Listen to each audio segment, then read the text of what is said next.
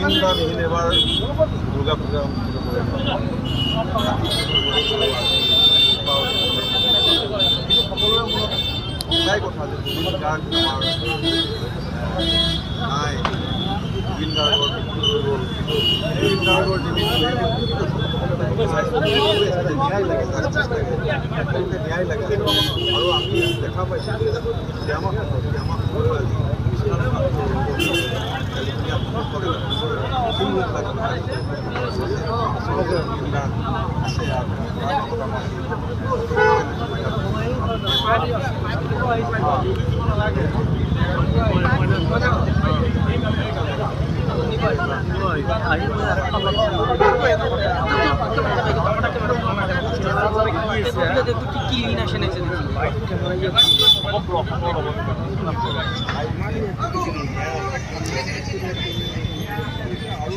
আমাৰ পূজা হলেও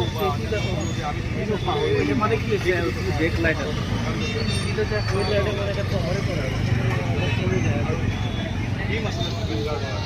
আমাৰ ডাঙৰ কথা হৈছে পতাকা আমাৰ ব্যৱহাৰ হোৱা নাই। গতিকে এই ঘৰৰ মাধ্যমেদি যি শ্যামা সংঘ এই সংঘ এইখিনি কৰিছে আৰু আমি সকলো বাকী আচলতে সহযোগ কৰিছোঁ। আৰু আমাৰ এটাই কথা আছে যে আমাৰ জুবিন গাৰ্গে যিটো ভাবি থকা অসম সেই অসমখন আমাৰ ইয়াতে সৃষ্টি হওক, আমাৰ বিভিন্ন জাতি জনগোষ্ঠীবোৰ হওক, আৰু লগতে জুবিন গাৰ্গে আচলতে ন্যায় লাভ জুবিন গাৰ্গ আজি আমাক সমগ্ৰ ৰাজ্যৰ লগতে সমগ্ৰ দেশ সমগ্ৰ বিশ্বৰ জুবিন গাৰ্গ মৃত্যুত নিয়মান কষ্ট তথাপিও সমগ্ৰ ৰাইজে জুবিনাৰ ন্যায়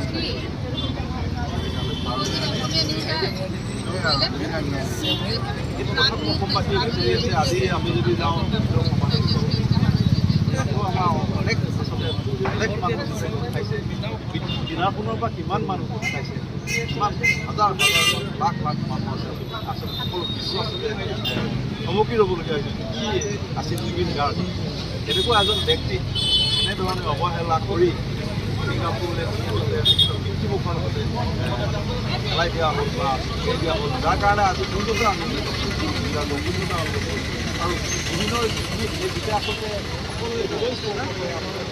সকলো স্তৰৰ আচলতে যিবোৰ আমাৰ টিনেজাৰ আছে বা অন্যান্য বয়সস্থ সকলোৰে আচলতে বা মধ্যবয়সত সকলো লোকৰ হৃদয় স্পৰ্শ কৰিব পৰা গীত আচলতে জুবিন গাৰ্গে ৰচিছিলে।